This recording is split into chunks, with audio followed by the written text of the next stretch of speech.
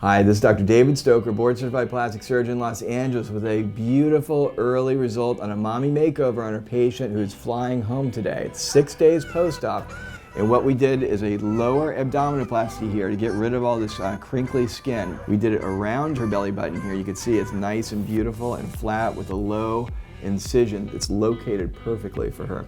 The second thing we did is we removed her older implants, replace them with new implants, a 270cc moderate profile gummy bear implant on her right side and a 230cc moderate profile gummy bear implant on her left side. And that's because she had a little bit of a difference in the existing volume of her breasts. We then performed a lift with incisions around the areola, a little vertical incision, and to even out and improve the symmetry of the breast, a small little transverse incision underneath.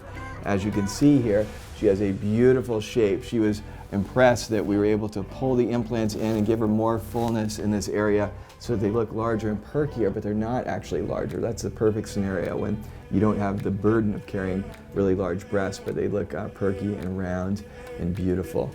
And that's what we've got here, 6 days post-op, Mommy Makeover.